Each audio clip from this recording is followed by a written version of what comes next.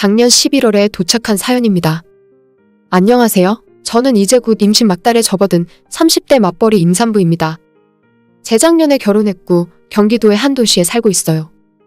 결혼 생활이 제 생각처럼 마냥 행복하지는 않지만 그래도 남편이랑 큰 다툼 없이 지내고 있는데 저를 가장 힘들게 하고 스트레스 받게 하는 것은 바로 시댁입니다. 시댁은 2시간 정도 떨어진 지방에 살고 계세요.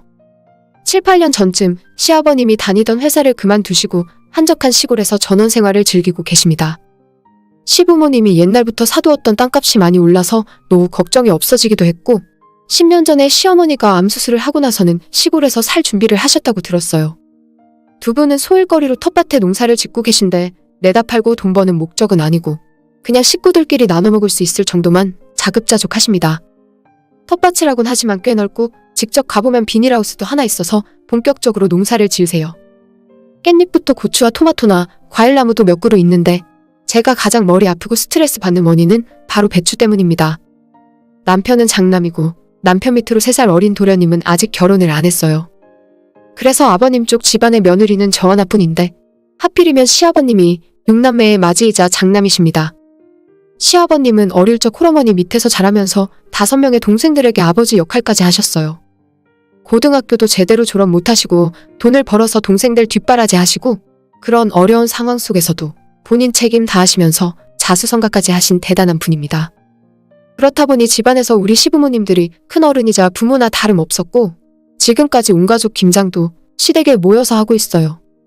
작은 아버님과 삼촌 고모의 딸들, 신랑의 사촌 등등 대체 누가 누군지도 모르겠고 한번 제대로 모일 때마다 몇십 명은 기본에다 찾아오는 사람들도 매번 달라지니까 저는 아직도 시댁 친척분들 얼굴을 다 외우지도 못했어요.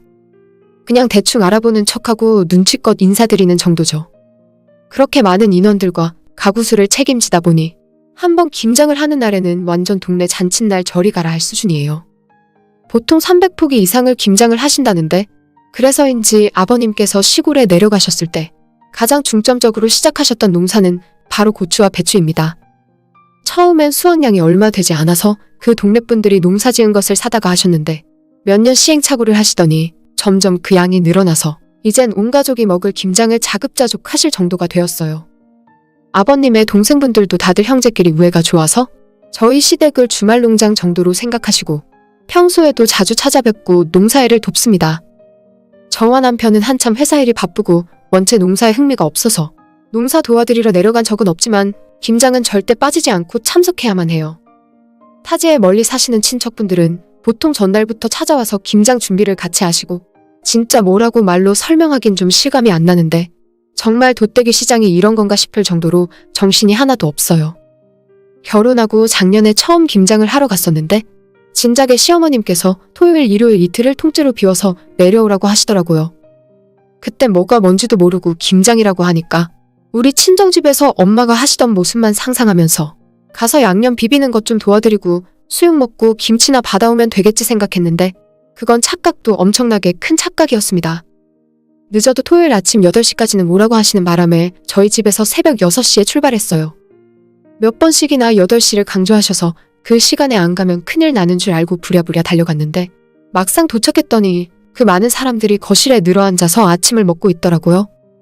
배추가 아직 덜 절여졌다면서 10시는 되어야 시작할 수 있다는데 저는 전날 금요일 늦게까지 야근하고 제대로 쉬지도 못한 상태로 부랴부랴 달려갔는데 별일도 없이 다들 앉아서 아침 먹고 TV 보고 있는 모습을 보면서 조금 황당하더라고요.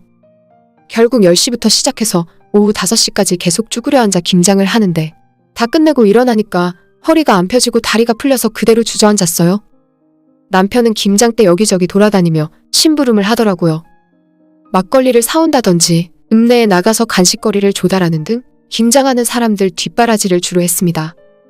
분명 저희가 결혼하기 전에는 시어머니께서 우리가 결혼하면 집안의 친척들 김장은 따로 하라 하고 우리 가족 먹을 것만 조금 하기로 약속을 하셨는데 막상 집안에 시집 오니까 친척들이 늘어나는 것도 아닌데 김장은 예전보다 더 많이 하십니다.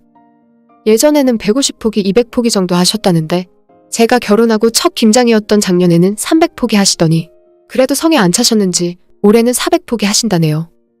그나마도 배추 농사는 500포기도 넘게 지으셔서 동네 분들이나 지인들 나눠주시고 400포기만 하신다는데 이러다가 김치 공장 지으실 것 같아서 미칠 것 같습니다. 안 그래도 시골 집마당과 비닐하우스에서 김장을 하는데 시어머니가 조금 옛날 분이시고 아버님과 친척들도 다들 마찬가지라서 제 기준으론 위생관념이 아주 빵점이에요. 그 많은 김치를 해야 하니까 어떻게든 이해를 해보려고 하는데 그래도 그렇지 공사판에서 시멘트 섞을 때 쓰는 것 같은 빨간색 검은색 고무욕조 같은 곳에 절인 배추를 쌓아두시고 나중에 김치 속을 넣으려고 보니까 배추에 벌레들이 잔뜩 붙어 있더라고요. 11월 한겨울에 무슨 벌레가 있겠냐고 하시는 분들은 정말 모르고 하는 소리입니다. 양념을 빨아먹으러 오는 건지 파리도 정말 많고 저는 이름도 모르는 작은 날벌레들이 김장하고 있는 하우스 안에 엄청나게 날아다녀요. 배추를 절이고 양념을 미리 만들어놨으면 뭔가 비닐이라도 덮어놔야 먼지나 벌레가 안 들어갈 텐데 김장 끝날 때까지 전부 그대로 열어두고 방치합니다. 시댁 친척들 누구 하나 신경도 안 쓰는 바람에 얘기했다가는 저만 이상한 사람이 될 것 같아요. 옛날엔 다들 그렇게 했다지만 지금은 시대도 변하고 사먹는 김치만 해도 얼마나 위생적인가요? 그 모습 보고 나면 밥맛도 떨어지고 나중에 시댁 김치 얻어와서 먹는 내내 혹시나 벌레가 나오진 않을까, 내가 모르고 먹진 않았을까? 생각이 안 날래야 안 날 수가 없습니다. 진짜 이게 무슨 개고생인가 싶어요. 김장을 하루 종일 하다 보니 옷과 신발은 양념이 범벅이 되어서 다 망가져 있었고요. 저는 태어나서 이런 김장을 작년에 처음 해봐서 집에 돌아오는 내내 울면서 돌아왔습니다. 남편이 깜짝 놀라서 왜 그러냐고 쩔쩔 매더라고요. 제가 허리도 못 펴고 힘들어할 때는 신경도 안 썼으면서 정말 답답한 건 저희 친정에서도 당연히 김장을 하기 때문에 굳이 시댁에 안 가도 된다는 겁니다. 친정은 저희 집에서 차로 15분밖에 안 걸리고 많이 해봤자 50포기 정도 하는데 친정엄마와 친하신 같은 아파트 사는 친구분들이 서로 김장하는 날 가서 일손을 도와주기 때문에 한나절 만에 금방 끝나요. 게다가 친정엄마는 약간 결벽증이라 할 정도로 위생에 신경 쓰시기 때문에 김장도 정말 깨끗하게 하십니다. 친정 김치나 받아서 먹고 모자라면 사다 먹으면 되는데 진짜 시댁 가서 김장하기 너무 싫어요. 게다가 올해는 제가 임신을 하고 배가 만삭이라서 일상생활하는 것도 힘들고 조심스러운데 시부모님이 먼저 전화하시더니 김장하는데 오라고 하시더라고요. 배부른 것이 눈에 보이실 텐데 대체 저를 왜 부르시는지 모르겠습니다.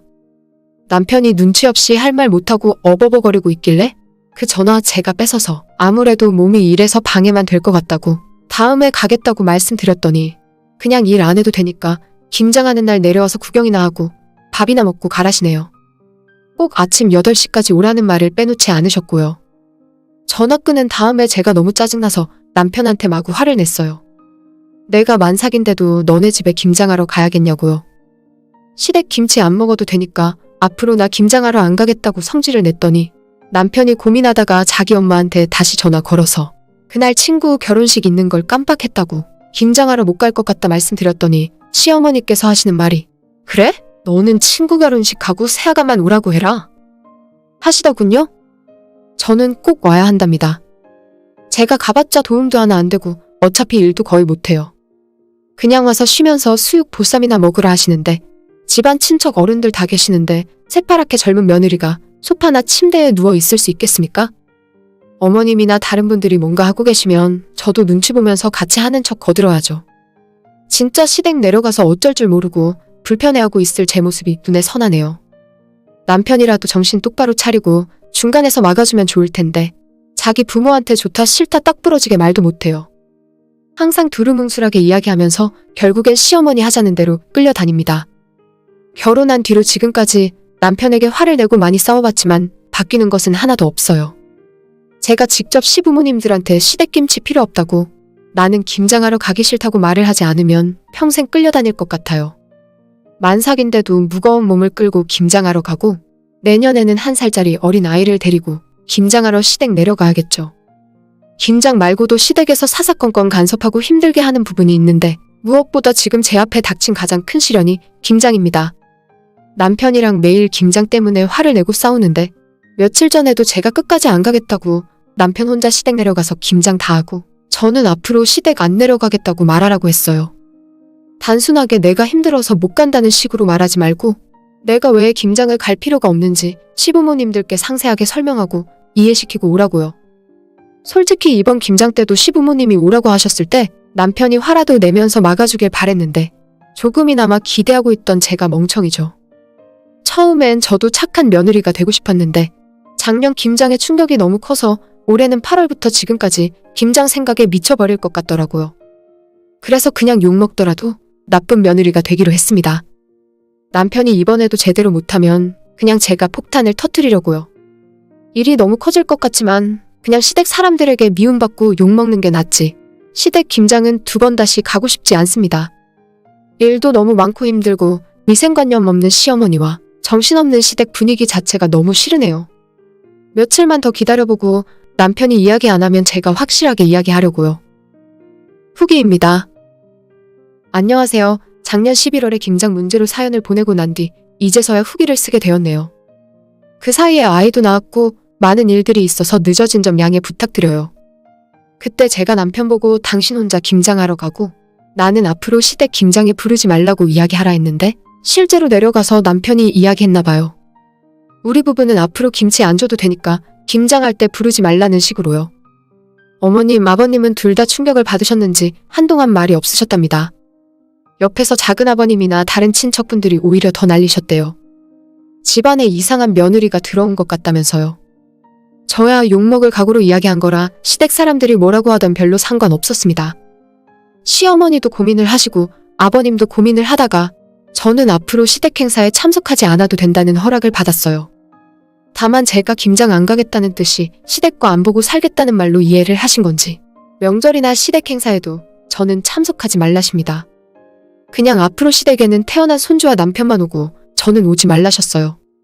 김장 한 번 안 가겠다고 한 죄로 이 집안에서 저는 없는 며느리가 되었습니다. 사실 남편 앞에서는 심각한 척 표정 관리를 했지만 속으로는 얼마나 웃었는지 몰라요. 시댁에 오지 말라고 하면 제가 눈물 뚝뚝 흘리면서 어머님, 아버님 죄송합니다 하고 싹싹 빌기라도 하실 줄 알았는지 진짜 생각하는 것이 이렇게 다르구나 싶더라고요. 덕분에 이번 설날에도 남편 혼자 시댁에 내려갔어요. 아이까지 같이 보내기에는 너무 어려서 올 추석이나 내년에 남편이랑 같이 가라 하고 앞으로도 저는 시댁에 가지 않을 생각이에요. 예전에는 2, 3일에 한 번 시어머니가 전화하셔서 집에서 제가 뭐 해먹는지 물어보시고 가끔 냉장고에 뭐 있는지 저녁 밥상은 어떻게 차렸는지 사진 찍어 보내라 하셨거든요. 자기 아들 어떻게 먹이나 궁금하셨겠죠. 지금은 연을 끊은 뒤로 제게 전화 한 통 문자 한 번 보내시는 일이 없습니다. 저는 사실 너무 좋아요. 아이 낳았을 때 병원에 시부모님 오셔서 저한테는 딱 수고했다 한마디 하시고는 아이만 보다가 가시더라고요. 그 뒤로 지금까지 한 번도 오신 적 없으십니다. 만약에 시어머니 성격에 연을 끊지 않았다면 얼마나 찾아오시고 전화나 영상통화하면서 귀찮게 하셨을지 안 봐도 뻔하네요. 조리원에서 나왔을 때부터 친정엄마가 집에 와서 다 도와주셨고 요즘도 많이 도와주세요. 가끔 엄마가 너네 시댁은 아이 궁금하지도 않나 보다. 한번 찾아오질 않으시네? 라고 하시는데 엄마한테는 시댁과 연 끊고 산다고 말을 아직 못했어요. 그냥 농사 짓느라 바쁘실 거라 하고 마는 거죠. 아무튼 저는 잘 지내고 있고 예전에 비해서 스트레스도 없고 모든 것이 너무 좋아요. 시부모님 입장에선 제가 정말 나쁜 며느리일지도 모르지만 요즘 세상에 안 맞는 사람들끼린 적당히 거리 두고 사는 것도 나쁘진 않네요. 남편과도 싸울 일이 확 줄어들었고 앞으로 제 결혼 생활에 가장 큰 스트레스가 해결된 것 같아서 너무 행복합니다. 시부모님들이 먼저 저를 포기해 주셔서 정말 다행이에요. 그때 끝까지 김장하러 시댁 오라고 하셨으면 남편이랑 끝장을 봤을지도 모르겠네요. 김치는 저희 친정엄마한테 김장비 드리고 조금씩 받아서 먹고 있습니다. 김장김치 다 떨어지면 마트에서 사다 먹을 거고요. 그게 서로 편하고 식구들끼리 싸울 일도 없는 것 같아요. 오늘의 제 이야기는 여기까지입니다.